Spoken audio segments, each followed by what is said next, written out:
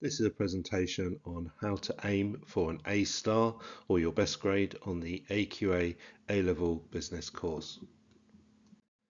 First thing to do is for me just to credit this book by Philip Waterhouse. This is where I'm getting a lot of the information from which you have access to, which is the aiming for an A in A Level Business. So let's have a look at how you should be aiming for your A star or getting the best grade you can. One of the first things that he talks about in the book is the USP, your unique selling point. What's going to make you stand out in comparison to others, to the examiner? How are you going to get the best grade that you can possibly get? Another tip that he gives is talking about linking to real life business situations. So, for example, if you're out there taking out a mobile phone contract or popping to your local supermarket, you should be linking those ideas and things that you're doing in your sort of day-to-day life with stuff that you're learning in the classroom. So, for example, when you go to college, you're inside a business. If you get the bus, you're in a business. If you go to the doctors, go to the supermarket, all could be linked to some of the topics that you're probably learning about in your A-level business course. And also, it's not just about the knowledge that you're learning in the classroom, it's also about that mental approach to your studying, your actual study skills and your determination to want to do well, and also having the ability to want to constantly improve. Also, we just have a quick look at grade boundaries, so you have an awareness of what that is that you need to do to be able to get those top grades. You can see here you've got 4 different exam boards, and if you look at that top row, you can see roughly they're around the same percentage-wise, approximately. And the one that we're focusing on in this presentation, of course, is the AQA exam board and looking at the A star there. So you've got to get 73% approximately to be able to get that A star. And if you look at what that is out of 300, because of course you sit 3 exam papers, they're worth 100 marks each, and you've got to get 220 and above to be able to secure that A star, which is quite a lot really, because if you think about it, that's 80 marks that you could get wrong or miss out and still achieve the A star. So it's not impossible at all. The other thing that Philip talks about in the book is, of course, he just mentions about that there is approximately 30,000 people or students that take the A-level business qualification each year, and if you're wanting to get into that top bracket in the country, you've got to be in the top 15%. As you can see there, only about 11.8% actually achieve an A, and only about 3.4% of the 30,000 people that take that A level achieve the A star. So are you going to get into that top 4,500? That's what he's saying. And what can you do to improve to ensure that you do fit in that category? Right, let's have a look at the qualities of an A-star student, and it's noted that they score highly in the multiple choice questions. You'll have an awareness that in the exam papers there are multiple choice questions, and those A-star students normally get 90% plus on those multiple choice questions. They are only worth 1 mark, but they're worth getting right, because of course that 1 mark can make all the difference. Also, you demonstrate precise knowledge and understanding, and your definitions are accurate and precise. So if you're looking to do your definitions, you need to know what they mean. Calculations are correct, and units of measurement are always shown. So you always show your workings when you're doing calculations as well. Answers are well organised and structured and show evidence of planning. Responses are directly answer the questions and fully identify and respond to the hooks in the question. Probably a little bit more about that later in this presentation. You use your time effectively and cover all of the questions. You score consistently across all of the questions and the papers. So you need to be getting that kind of 73% in each exam paper to secure that A star. You build up your arguments using a clear logical chain of reasoning. Again, more about that, and you draw in examples that are relevant and used well. Your essays are well organised, clear introduction, and a clear conclusion that provides an answer to the question asked. So let's have a quick look at what Philip means by the 12 rules for success. Number one is you acknowledge A level as a step up from GCSE. Far more emphasis is placed on the higher order skills of analysis and evaluation rather than merely knowing any key terms. So it's important to have an awareness that you have moved up from level 2 up to level 3 there. Goes on, remember that this is a 2-year course. You're unlikely to get the best mark in your first essay, and there may be times when a particular topic is difficult to understand. So remember, you've got the 2 years there to learn this particular subject. So if it doesn't get off to the best of starts, don't be hard on yourself. You've got plenty of time to sort it out and address some of the issues that you may be facing on this qualification. Number 3 is know what your exam board wants. I think that's a really crucial one. Know the level descriptors and spend time reading the questions. If you know exactly what you need to achieve the top level grades, you're far more likely to hit your target. So if you think about it, if you know what the exam board wants and what they're looking for, that's kind of half the problem completed. All you've then got to do is go in with your knowledge and what have you. So number 4, remember that there is not always one right answer. Business involves opinions, and the wording of longer exam questions will always frame the question to give you an opportunity to put forward your opinion. Okay, so that's another very important point to success. Number 5, do not sit on the fence. You can express your views and give arguments for and against, but you must come to a clear final decision in those larger mark questions. Number 6, remember that there is no right way to write an essay. While this guide puts forward some suggested templates, you will need to develop your own style as you apply advice along with tips and hints and feedbacks that you receive from your teachers. Again, that's another good point. All points that we'll be looking at in class and also in this presentation. Number 7, look beyond your lessons. Use input from your friends and their work and from your teacher.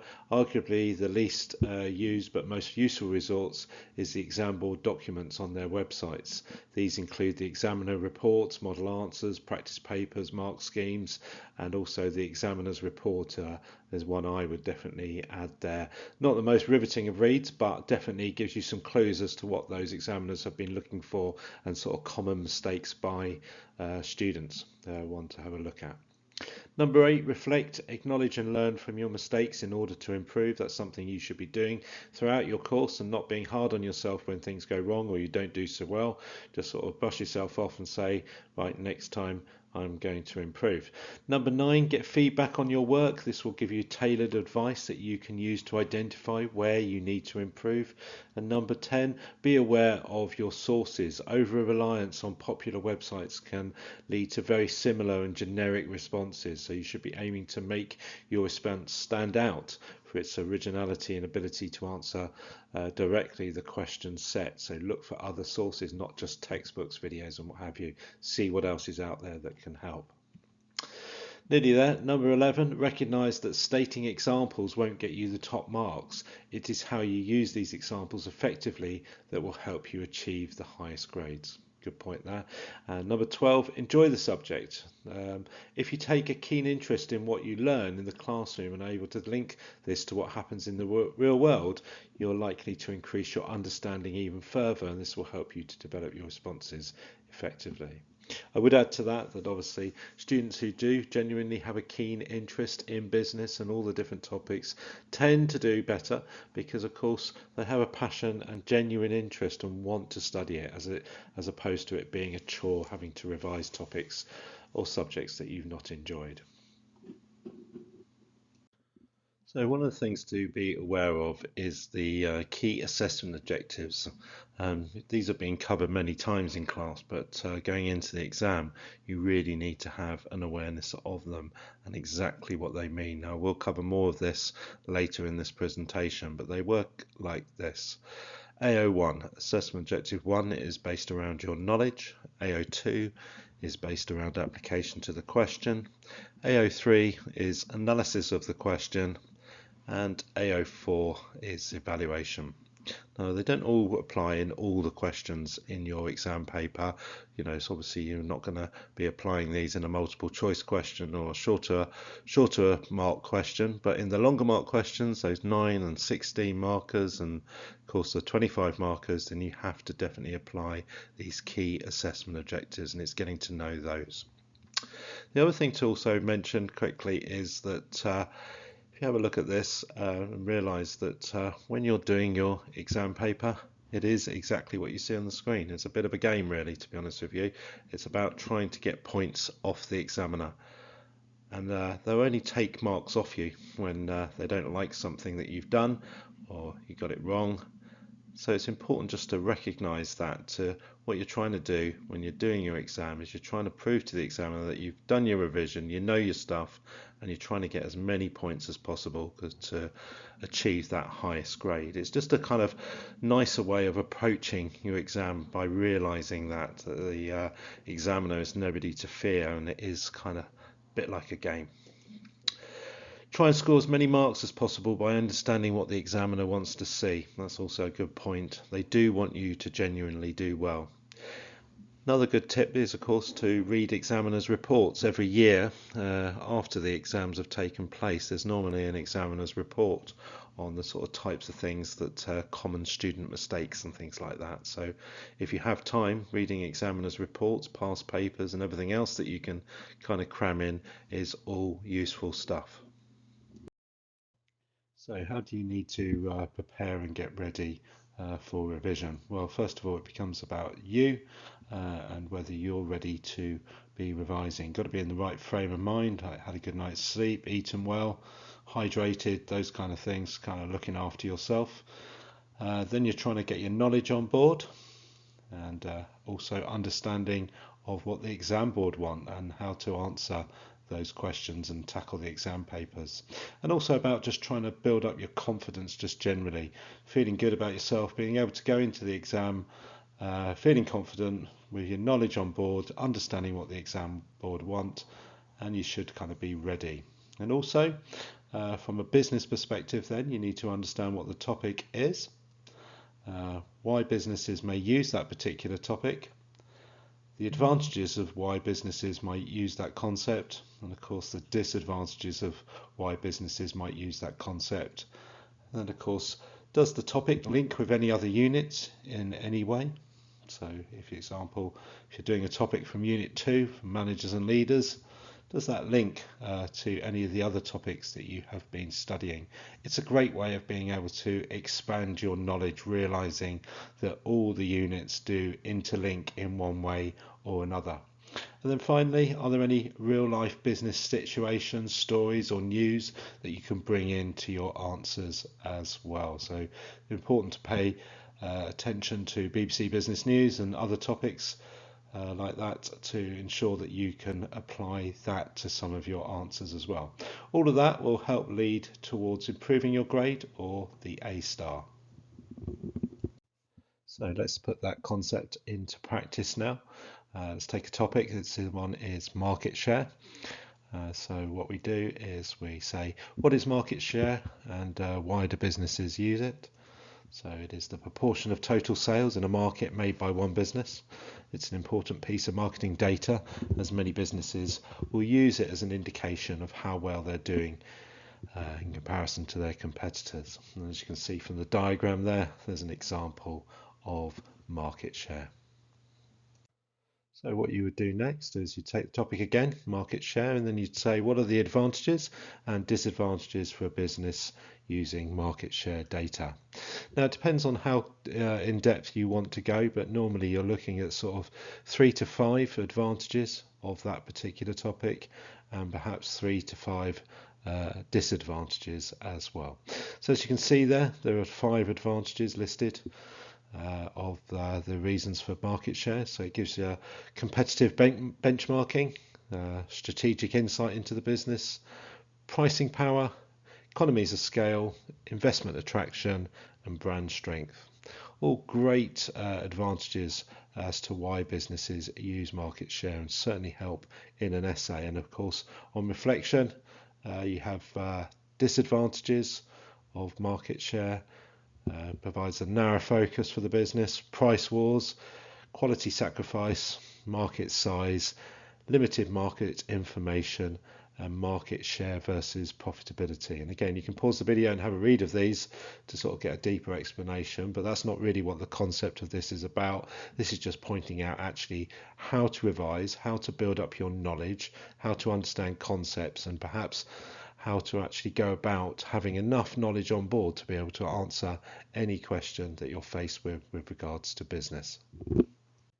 So another great resource that you can also use for revision purposes is the Tutor to You revision list that Jim has compiled, and it looks like this. It is important to say that there has been some syllabus changes, so this really only applies to the examinations for summer 2024. You need to look at revised syllabus changes for the teaching that commenced in September 2023. But like I say, this one's for this summer 2024. Let's have a look at the topic list. So what he's done, he's broken down each unit. So it starts off with Unit 1, what is business? These are the sort of specifications within each unit. Do you understand these concepts? How much do you understand it? And what I'd be doing is I'd be giving myself a grade out of 10 as to how much I truly understand those, using the principles that I've been talking about in this video already. What is it? Why do businesses use it? What are the advantages? What are the disadvantages of each of these concepts? And it goes on to Unit 2, Unit 3 and Unit 4. Moves on again to Unit 5. Unit 6 and Unit 7, lots of information there in that massive unit, Unit 7 there. And of course Unit 8, shorter unit, Unit 9, and of course Unit 10. And then what it moves over to as well, just as a sort of double checklist if you like, or revision list, moves on to the key theories and models. This is the bit that's mainly changed in terms of syllabus change.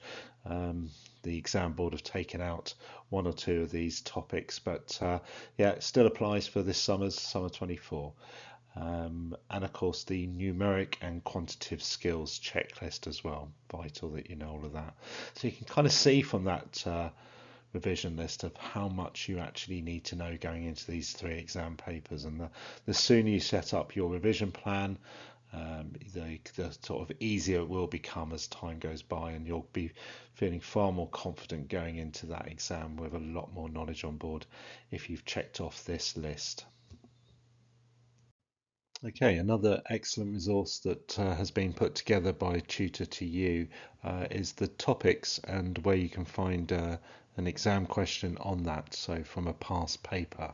So just quickly have a look at this, take you through some of this. So this is Unit 1, what is business? And then you've got the topics, and then where you can find where it's been set as an examination question.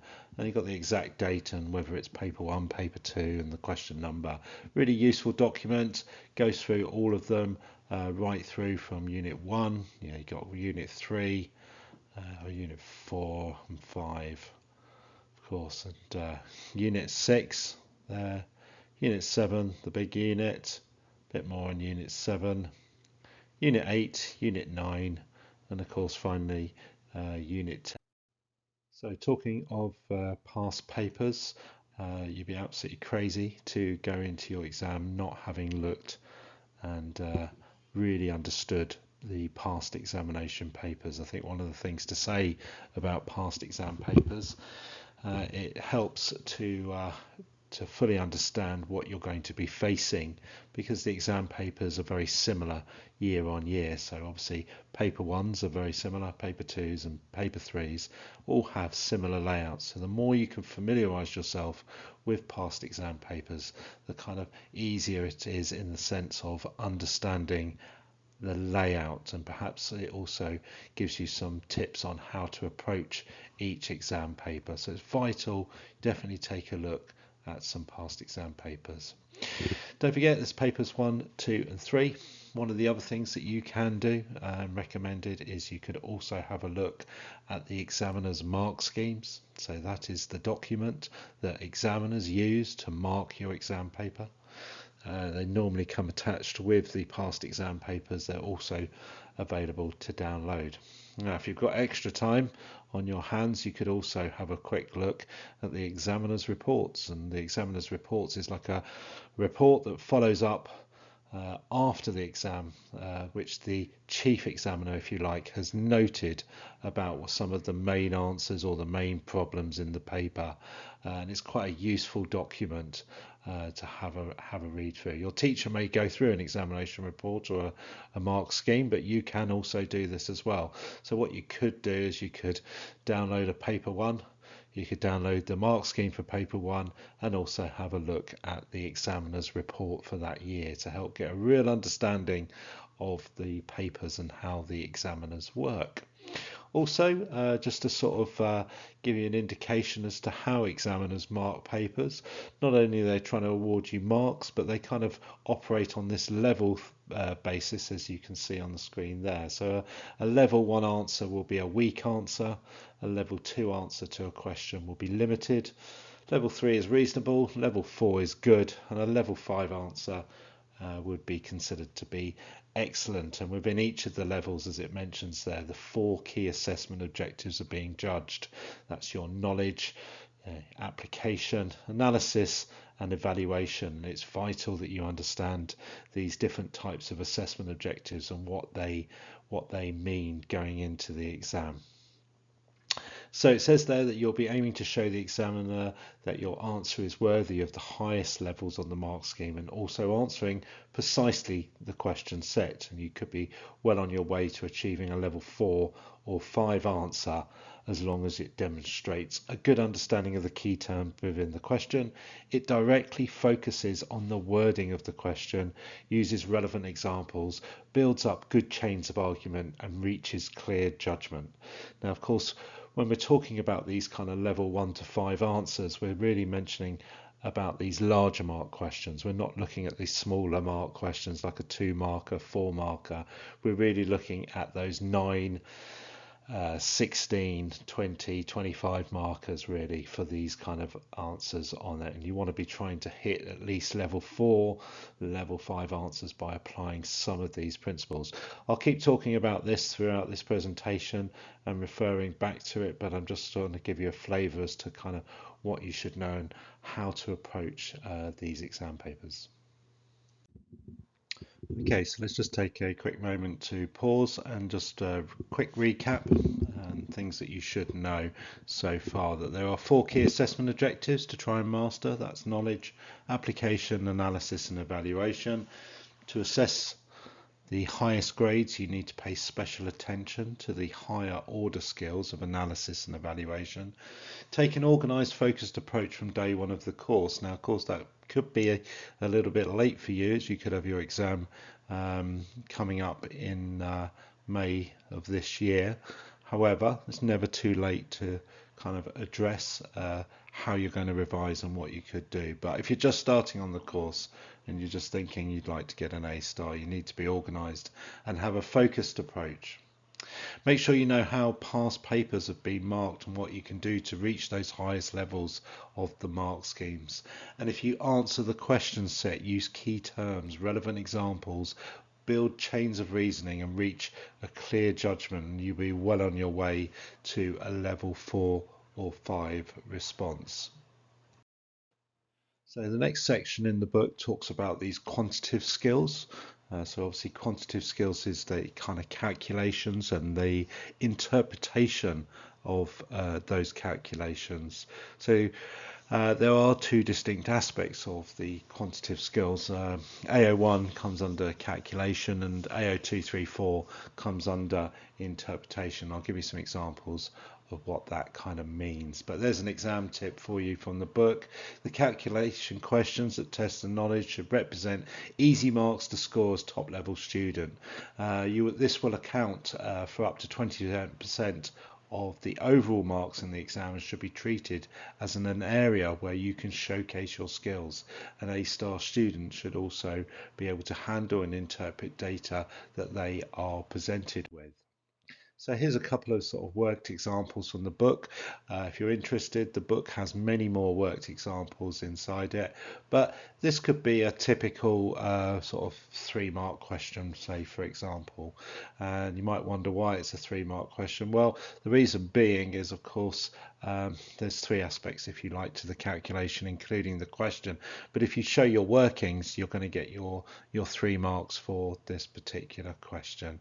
All right, there's no point in just putting the answer as 40%, because you will only be awarded 1 mark maybe for the correct answer. So make sure you actually break down, show your calculations, how you worked out what that answer is. Now, of course, if the question is a calculation question, it's only worth 1 mark, then of course just put the answer. But it's when those calculation questions are worth more to you, that's when you need to address the sort of showing your workings and things like that. There's another kind of sort of worked example as well. Um, the next section of the sort of quantitative aspect of the exam paper is about interpreting the data, and you can see from the above worked examples it focuses on the music industry. You should be able to glean some insights and application to allow you to analyze and develop your responses into stronger lines of argument. So basically what that means is that although you're going to get these calculation questions, based on the sort of the data that you're looking at, you could be faced with other questions in relation to the data, and that's when you bring in your business knowledge. So for example, if that figure there in front of us was -8%, whatever that is reflective of, it could be certain business reasons as to why it is sitting at -8%.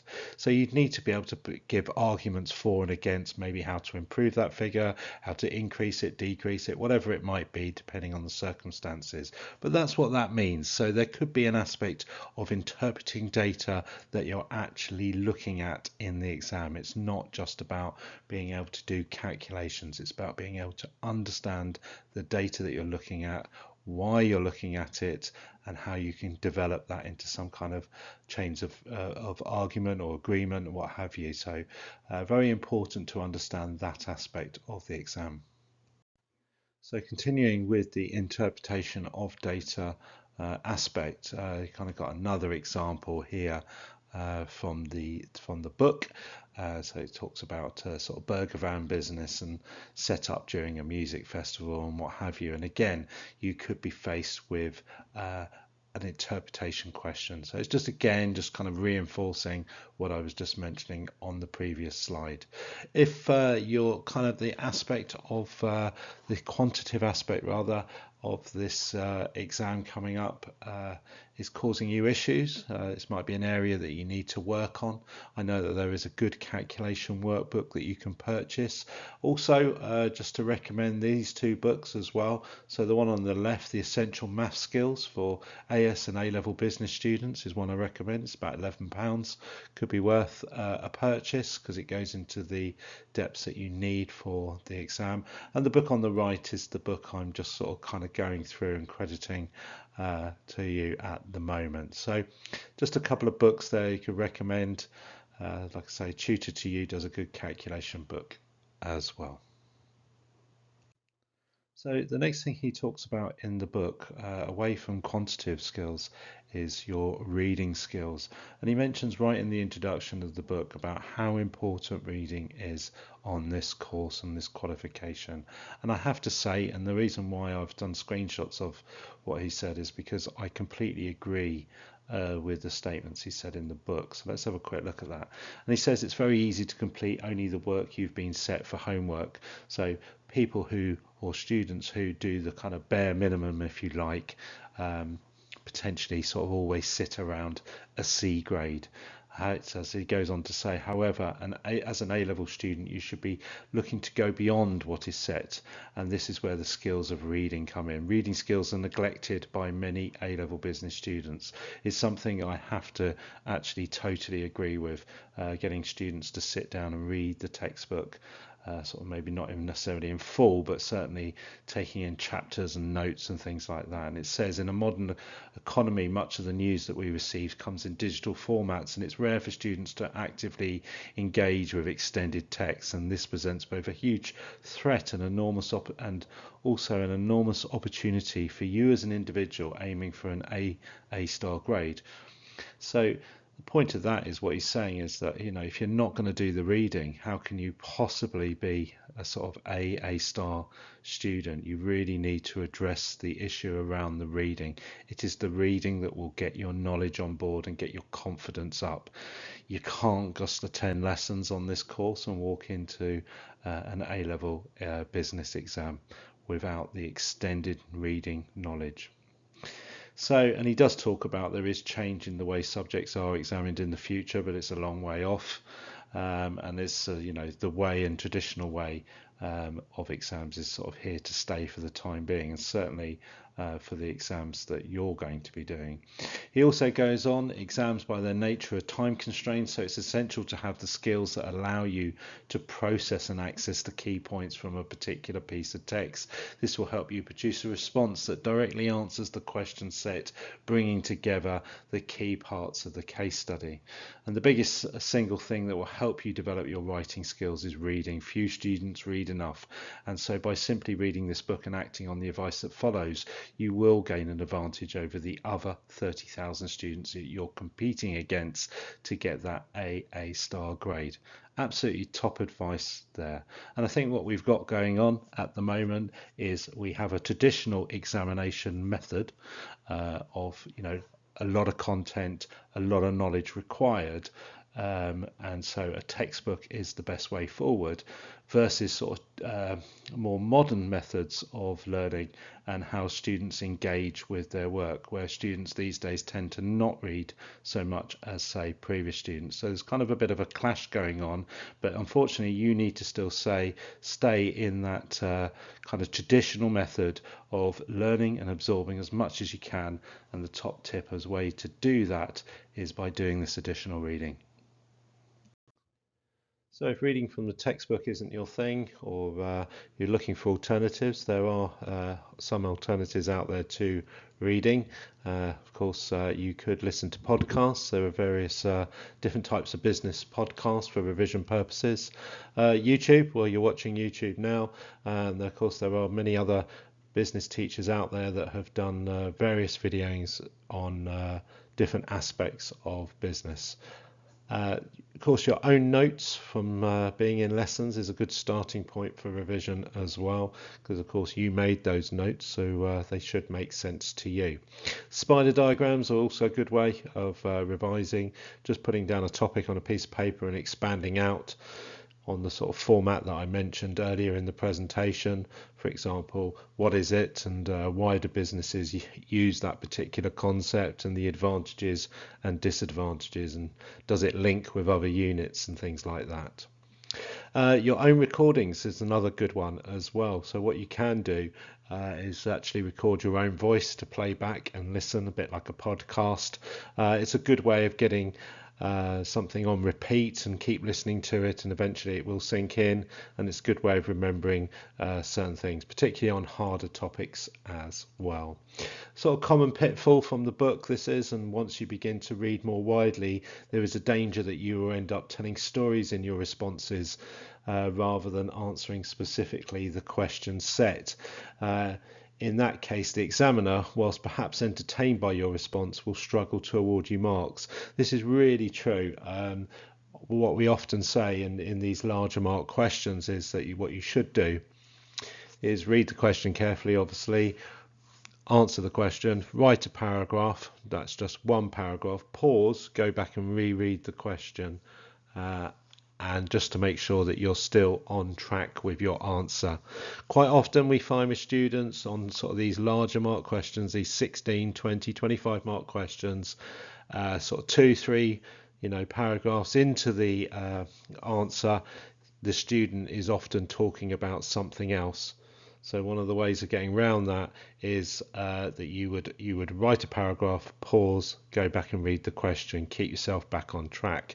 Particularly, obviously, with the 25-mark questions, you want to be following that particular format, meeting all the assessment objectives of the exam board as well. So it's a really important tip. It's a great tip as well, to make sure that you do that. He goes on to say the idea of reading is to enable you to compare and contrast effectively, as well as showing good application and an appreciation that different businesses in different industries would be faced with different challenges. And I think that's also very true, that having that understanding that, one scenario does not fit all in businesses. It's always, because this might change, because that might change, and what have you. So, there's sort of not always the sort of correct answer, and there's always alternatives, if you like, in your answers, and things that you can give as reasons.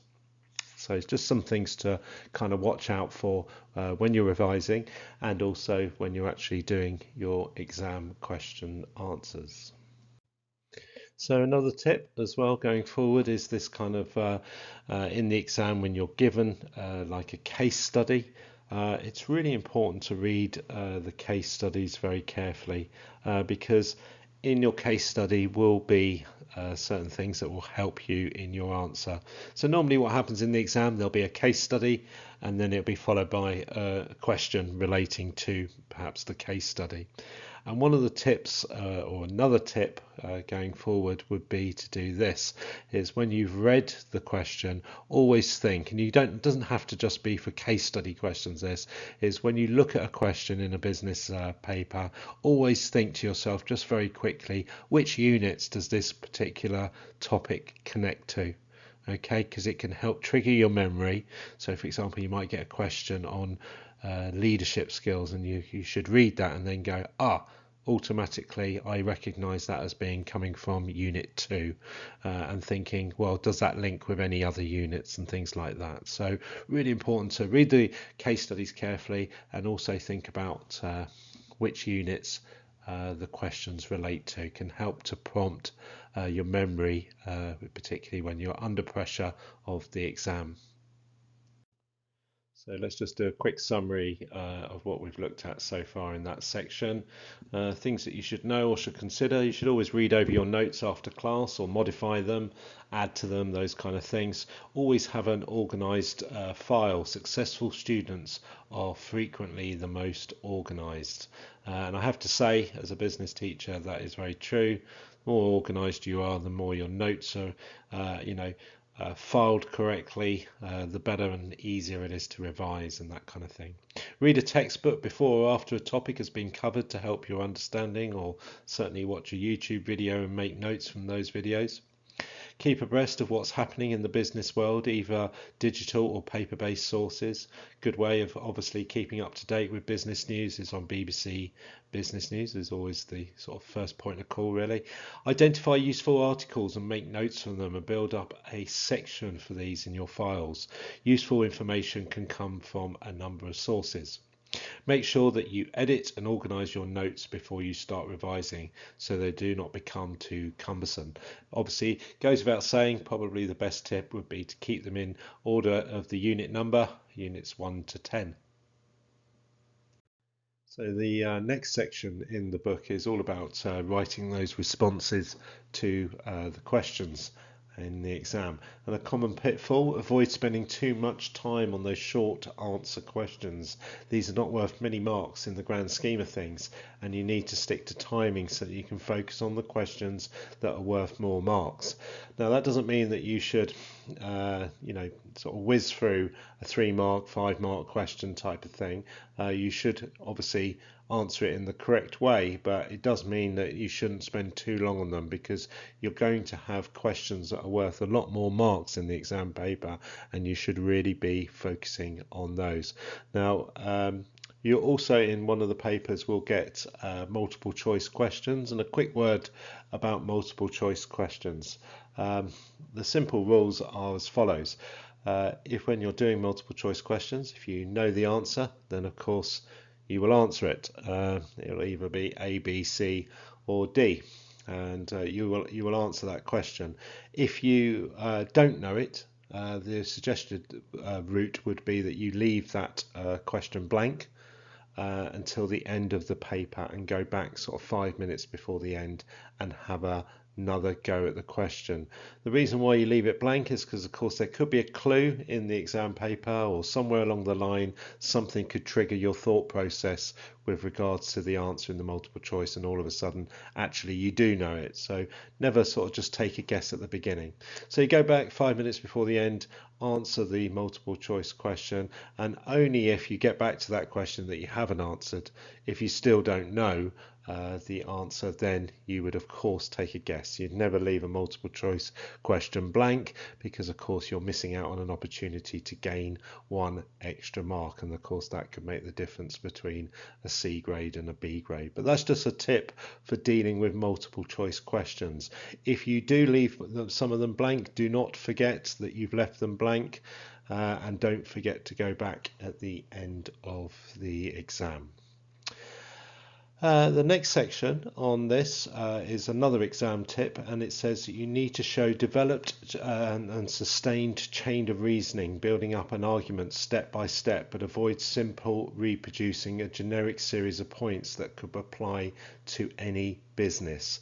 Okay, so this really applies to those sort of larger mark questions. Your arguments must be relevant to the question. Examiners will not be impressed by those sort of generic responses, so make sure you apply your answer directly to the scenario presented. So you really need to read that question carefully, think about what it's actually relating to and the topics within the syllabus to be able to answer that question specifically. Next section, of course, is those command words. Now, you can't go into the exam having not explored what these command words mean, because they each mean something different slightly. Now, this isn't a list of all of them. What you should do is you should Google AQA A Level Business command words, and then there's a list of them on the exam website. This is just some of them. So analyze, assess, compare, describe, examine, and explain. All means something slightly different, and you've got to go into the exam fully understanding. You don't want to see the word analyze and answer it in the wrong way and start describing something, for example. So you've got to really understand what those actual command words mean and what and how you're supposed to go about answering those questions. Okay, so let's have a quick look at an extract from the book now. It talks about short responses and whether you should include a definition. The answer is yes. While full marks can be awarded without a definition, it is a good policy to include one. If you go off topic and fail to correctly interpret the question asked, you are in danger of being awarded 0 marks for your response. Starting with a definition gives you the opportunity to pick up content marks if you later go astray. Now, remember what I said earlier about writing a paragraph, pausing and going back and rereading the question to help keep you on track and stop you going astray. Also, keep in mind the new mantra, knowledge is the gatekeeper, mentioned earlier. A definition highlights to the examiner that your subject knowledge is sound and gets them on side early. Therefore, going forward, always consider starting a short or longer answer with a definition. It's a good tip, that. Deconstructing the question. This is also another thing that you need to get good at. It's not something that you can master on the day, so it's vital that you're looking at past papers, doing practice questions, because you need to be able to deconstruct a question swiftly and quickly and be able to get on and actually answer the question to hand. Anyway, he goes on to say most short answer questions will share a common structure. Identifying the parts of a question before you start to write it is important. Make sure you look at the precise wording of the question and keep an eye out for words that have been pluralized. An annotated example is given, and we'll have a look at that now. So here's an annotated example. Here's the question. Analyze the consequences of a firm looking to use debt factoring to improve its cash flow position. So there's the command word as it's highlighted in pink. Analyze is the command word. Now, if you reflect back to what I just mentioned about understanding what the command word means, then you should know what analyze is and how to answer or how to start answering an analyze question. Consequences basically is highlighted in yellow. It suggests that you should put forward at least two arguments. Remember that consequences can be both positive and negative. And of course, is the key topic is debt factoring in relation to improving cash flow. So basically, does debt factoring improve cash flow? And there's kind of positives and negatives to that, and you're analyzing that question. But you've got to be able to do this and be able to break down that question quickly and get on with actually answering it. Know that command word, know what the examiner's looking for, and of course have all that knowledge on board as well. Okay, so let's just continue on about writing your response and building up an argument. As you set out to write your response, you need to remember how the marks are awarded. So how do you demonstrate knowledge, application and analysis? Don't assume that the examiner knows what you mean. It might seem obvious from your point of view, but examiners can't read your mind. It's worth trying to write a response that treats the examiner as someone who has never studied business before. That is a good point. And every time you make a point, aim to explain it as if you're teaching somebody about an area that they have never covered before. Far too many students make points that are relevant but fail to explain them. They assume that the examiners can follow the logic but never develop their points to build a sequential chain of argument following a step-by-step approach. So that's another couple of good points. And also, common pitfall of students is to be mindful of whether you need to give both sides of the argument. On the shorter essay questions, the focus is often just on one side of the argument. So, for example, you might be asked to analyse the benefits of primary market research. Too often, student thinks that they should give counter arguments, but this is not answering the question and will not pick up marks. So that's a great point, that one. On those shorter mark questions, you might be asked a question like that: the benefits of primary market research, 5 marks, for example. Certainly don't start giving the limitations of primary market research. That's not what the question's asking you. Examiner can't award you marks for that. So try not to be too assertive and definitive in your responses. Things in business are very rarely definite, so you need to be using phrases like the following. So this is sort of phrases that you should use in your larger mark questions. This could lead to, which may result in, which has the potential to then lead to, which could then cause. So what we're saying is that it might happen, it might not happen. So these are really important. These are known as connectives and help you to build a sustained argument by showing the connections between a series of points. This is not easy to do in practice. You really need to train yourself to become analytical. In practice responses, after every sentence, try and think how the next sentence can inflate the balloon, your argument, even further. So that's, again, really good point. The only way you're going to get good at that and using those connectors is by doing practice questions and then thinking about both sides of the argument. This is really focusing on those sort of larger 9 mark, 16 mark type questions. So keep that in your mind. So by now, of course, you should know explain and analyze questions. Test 3 skills: your knowledge, application and analysis. Strong answers identify key arguments, explain them in contents and link back to the question set. Okay, strong answers will include definitions which are full and precise. Strong answers analyze issues in chains of reasoning that are detailed, logical and built up step by step. So now we move on to the writing the longer essay. Now again, a set of command words that you should start to be familiar with, like for example, discuss, evaluate, to what extent, common one used at 25 markers, that one, and justify your view. So again, look at the command word, look at the meaning, really understand what these command words mean. It will help you to relax actually going into the exam, and then practice, practice, practice more questions like this. Okay, so let's do a little bit of deconstructing the question on these larger mark questions. Most long answer questions will share a common structure. You have to identify the parts of the question before you start to write is most important. Make sure you look at the precise wording of the question and identify the words that carry the most significance. Too many students will skim read the question and begin writing without even pausing. Remember that you're not being tested on what you know, you're being tested on your ability to use what you know to answer the specific question asked. It is crucial to understand that knowing stuff is not good for good marks at this level of study.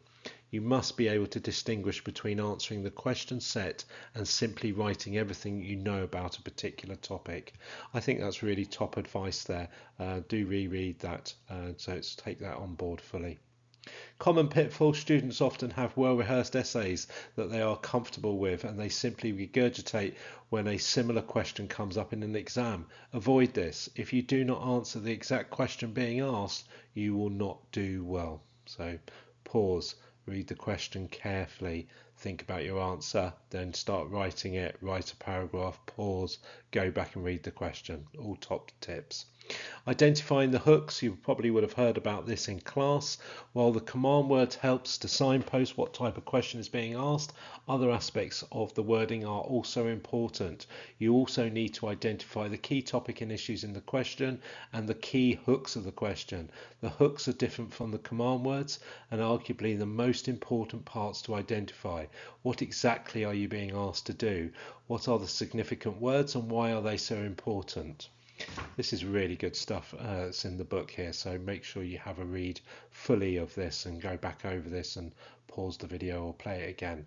I think he also, yes, he does. He goes on to give examples. So, for example, the example questions below are highlighted to show their distinct elements. The key to the colours is used given at the end of the box. So the pink highlight is the command words, the green highlight is the key topics and the issue, and the yellow is the hooks. I'll let you have a look at all 6 of these, but just give a flavour of it. So question 1, a business has recently started to use Elkington's triple bottom line to assess its overall performance. To what extent, command word, do you think the business is likely, okay, hook, to have higher profits, hook, as a result of this? And of course the key topic there is Elkington's triple bottom line.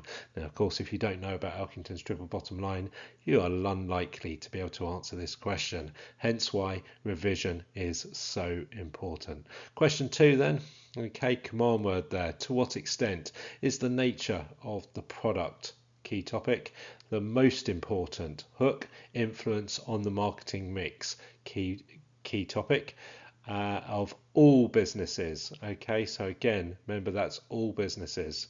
All right, so again, good question, and a good example to use. We'll do one more. Question 3, to what extent, command word, are the demand and the costs, the key topic and issues of a business, mainly determined, hook, by factors outside of its control? All right, and again, that's the key topic.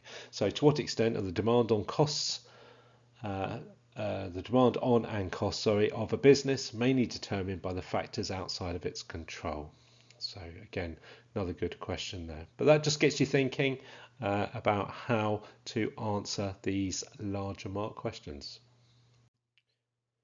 So also in the book he goes on to sort of do a sort of general layout of how you should answer larger mark questions with that introduction, development, analysis, evaluation, and then that conclusion. And he mentions there how to write it. I'll let you have a read of that. An alternative structure that can be used, and you may have also have different ones that you've been taught in class to help you with the development of your paragraphs, is given by the pucker technique. In each paragraph you should be aiming to include the following: a point, make it clear what you are arguing; understanding, explain your point with examples of suitable causes, consequences, evaluation of the point you have made, and refer back to the question. All right, again, something that takes time to master, so make sure that you're doing plenty of practice questions.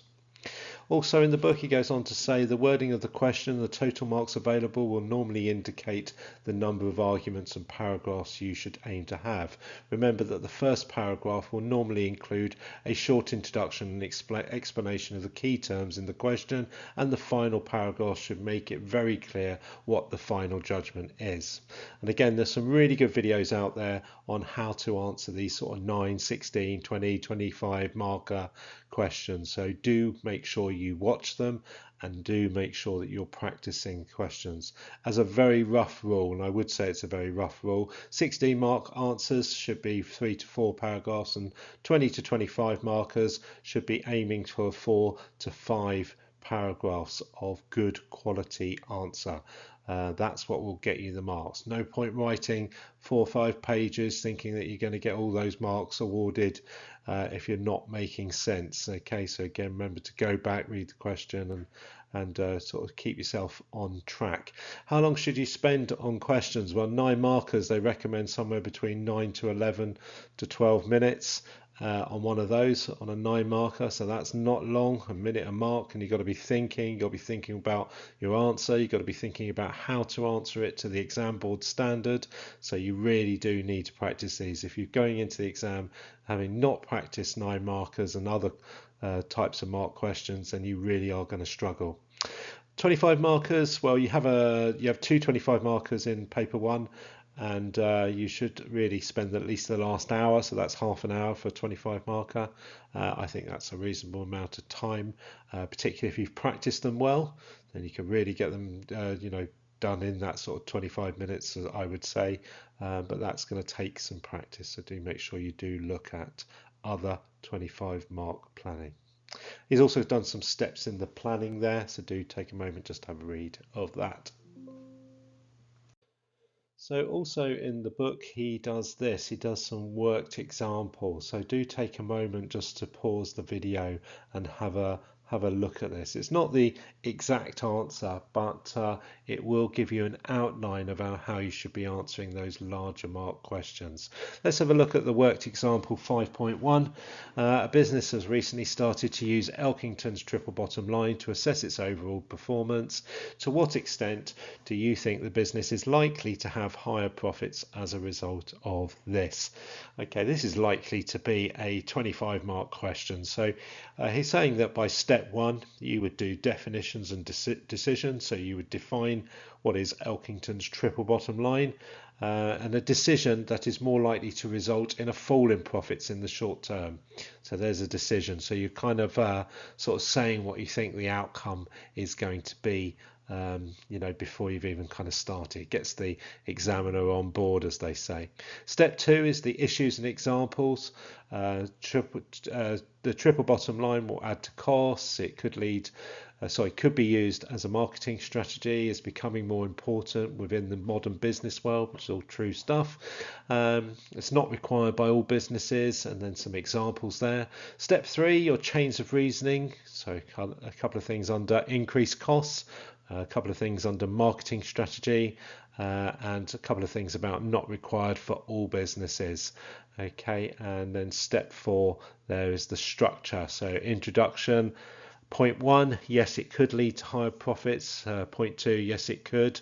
Again, lead to higher profits. Point 3, no, actually likely to lower profits. So you kind of go against yourself, and then the conclusion and your firm judgment about whether you agree with that statement at the top, that question. And another worked example, 5.3, to what extent are the demand on and costs of a business mainly determined by factors outside of its control. So do have a look at that. Of course, that goes down that pestle route, of which you should know what that is. If you don't, you need to be doing some further revision. But pause the video, have a look at these, quite useful. So we're coming to the end of the presentation. We're just going to look at some final exam skills that you should consider going into your 3 papers on your AQA A Level in business. So obviously, goes without saying, you should know when your exams are. Have a key awareness of the dates. Normally about a week apart each paper, as you know or should know, that there are 3 exam papers that you will sit, and I'll talk more about those shortly. Like I say, a bit of space in between when it comes to revision. Know each paper content, so I'll talk about that in just a second. Start preparing early. I would say as early as the beginning of February would be a good time to start coming up with a revision plan. There is a lot of content on the AQA A Level Business, and I would say that you need to start revising early so you're fully aware of all topics. Practice past papers. The more you practice the past papers, the better and more confident you will be going into the real exam.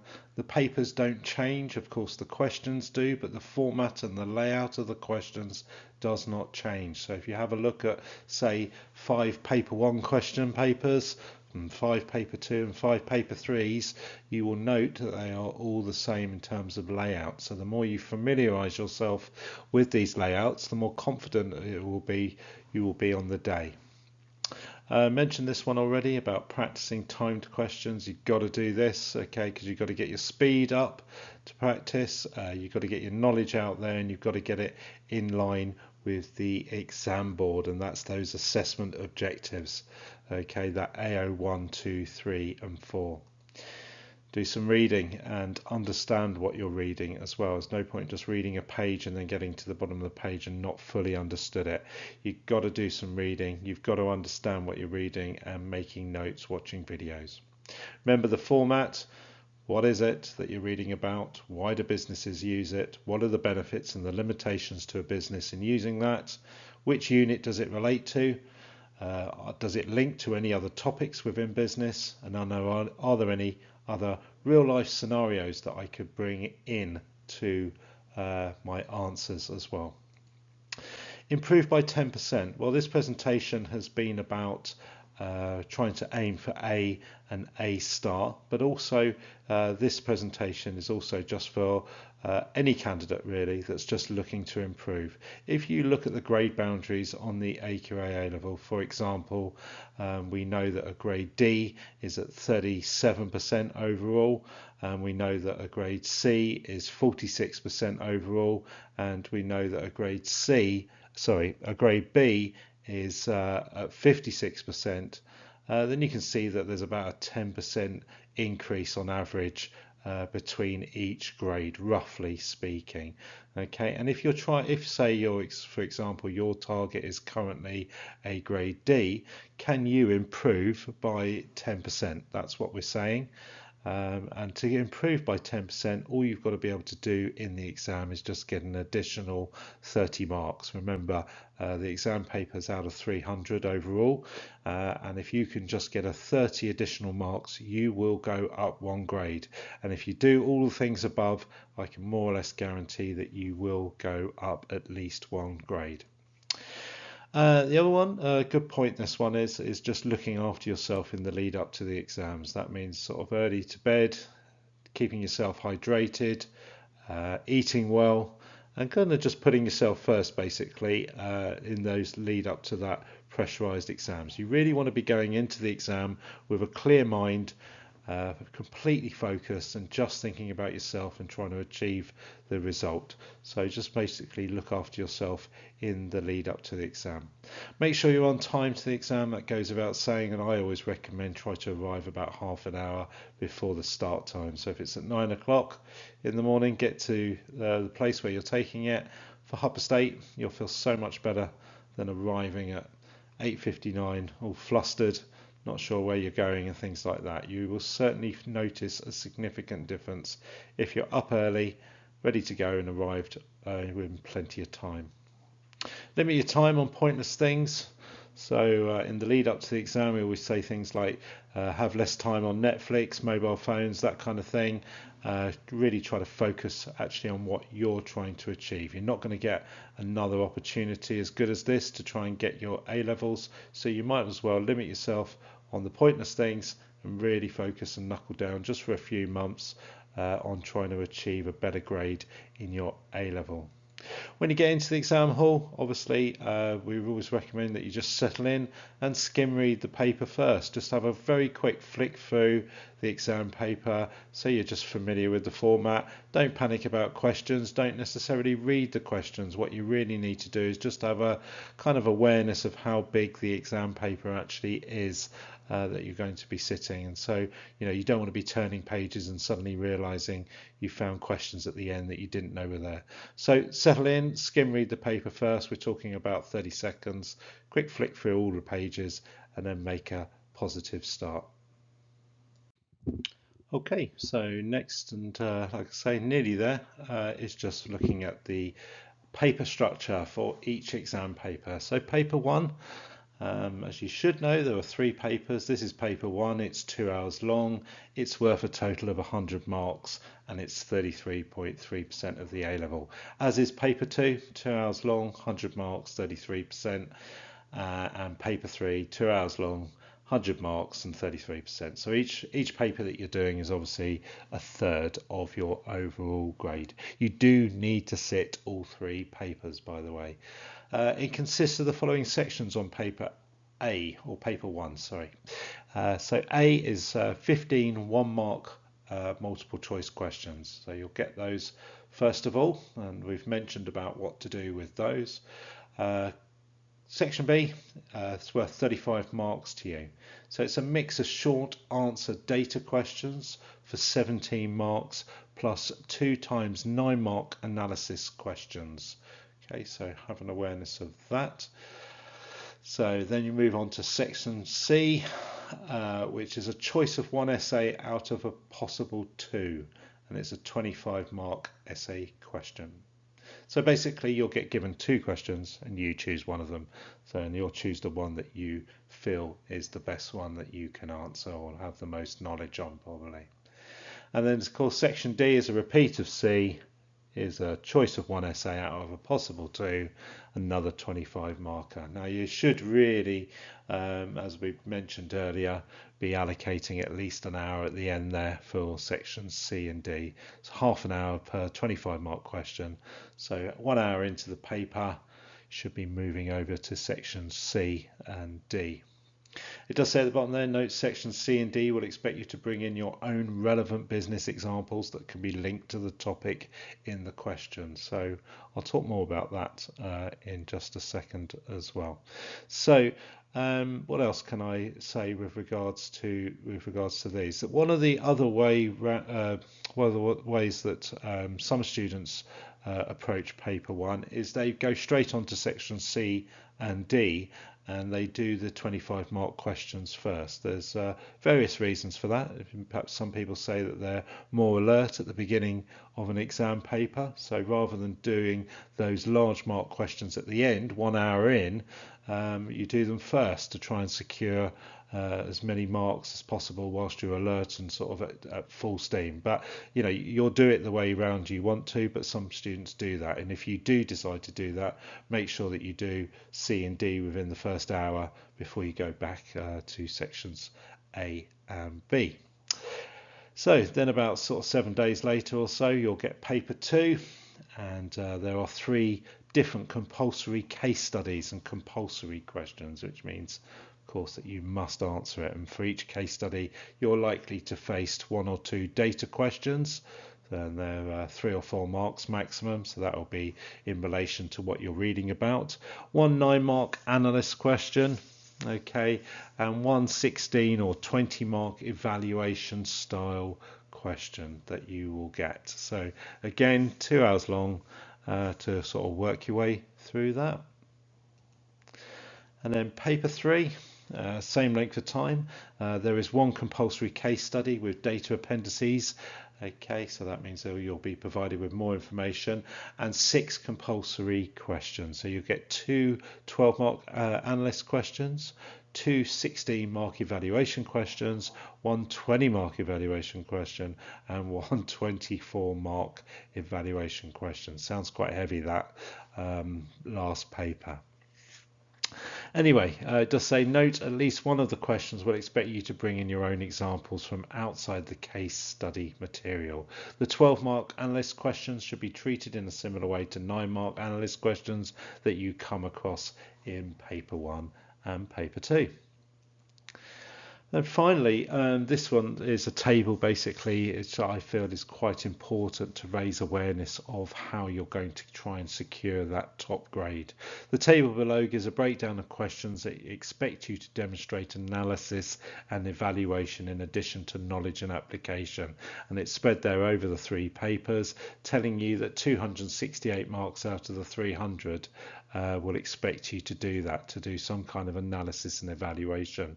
Okay, so this table demonstrates the importance of those higher order skills to your success. Remember though that you need to start with key definitions and understanding before you can showcase your analysis and evaluative skills. So again, another really important thing to be aware of there, and hence where that comes in is what is the topic, why do businesses use it, and what are the benefits and limitations. And that can really start to bring in those higher order skills and having that wider understanding of the impact it has in the kind of business world as well. So a quick mention as well about revision. Great little diagram here about sort of the effective ways of revising, and it's got a little diagram there of different percentages, but lectures about 5% from a revision point of view, reading 10%, audio visual 20%, demonstration by watching a demonstration of some kind or having a discussion group you could potentially learn a bit more. Practice by doing, okay, 75%, so those practice questions, and teaching others 90%. So maybe you could try and sort of just pretend that you're trying to teach somebody else about that particular topic, or get together with another business student and teach each other is another top tip as well. But that's quite an interesting diagram that you can have a quick look at. Case studies. One of the most effective ways to revise is to take the top 10 industries suggested on page 11, look for specific examples of business within these industries and build up a mini fact file for each business, making links to particular areas of the syllabus. Then for each example business, you can build up an analytical paragraph that can be used within longer responses. Several worked examples are given below as an illustration. Well, he does talk about these sort of different industries, or the top 10 industries, and I'll give you a little example of what we mean by that and what he's trying to say. Going into A-level business papers where you do have a sort of understanding, if you like, of the different industries and perhaps the current problems that they're facing, can really help to build up your confidence with particular topics, particularly on the business aspects. So here's some industries. So we've got fashion, we've got food industry, the retail industry, gaming, education, and let's just talk about them just for as an example. So what's going on in the fashion industry at the moment? Well, there's all sorts of challenges being faced in the fashion industry, from pressures on to be ethical, to the challenges of being on the high street or whether to be online. So they've got their own sort of challenges. Food industry, the challenges around supply issues, around the pricing issues and having to pay their staff, and the whole competition. So again, you can start to build up this kind of knowledge of these different industries. So do try and investigate these different industries and build up your knowledge. What's going on in retail? There's a whole host of different challenges there, with regards to people now buying online more. Perhaps there's less footfall going around in the high streets, and a lot of high streets closing down. What has the impact on the sort of the remaining shops in the high street? The challenges around business rates, high rent, all of those kind of things can also have an impact. Gaming, highly competitive industry, doing very well. A lot of people are into gaming. They're having to keep up with their competitors and have an awareness of what's going on at all times. Education, what are the challenges facing education? We've got AI, the challenges of getting people and the pressures to get people through their courses and things like that. So hopefully by me just talking there and just giving you very, very brief outline of those different industries and some of the challenges they face, if you can start to build up your knowledge of, say, 10 specific different types of industry and some of the challenges and things that are going on at the moment, then of course you really do still start to build up that confidence. So we've got things like going on in the world like inflation, and we have wars, and we have mortgage rates and high interest rates, that kind of thing. So all things to think about that kind of do have that knock-on effect and impact on the world of business. Okay, we have reached the end. So if you're still with me and you're still watching, well done. Congratulations. You've got through to the end of this presentation. I hope that you have found it of some use to you. Do look out for my other videos that will be coming out on how to answer 25 mark questions, 16 mark questions, 9 mark questions, which I hope to bring out in the next sort of month or so. And just those final pointers then. So in terms of what you need to take into the exam hall, this has probably been covered many times already by your teachers and exams officers, but as a minimum, you should have in your clear pencil case, yeah, remember that, clear pencil case or no pencil case at all, take in some pens, have highlighters, maybe a pencil, ruler, eraser, and a calculator. Those are the things that you should be taking in with you, maybe a bottle of water as well.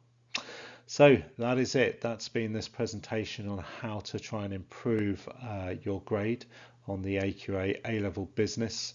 And also just to say that I wish you all the best for your forthcoming exams. Do your best. That's all you can do. And I genuinely wish you all the best and hope you get the result that you need come August. All the best.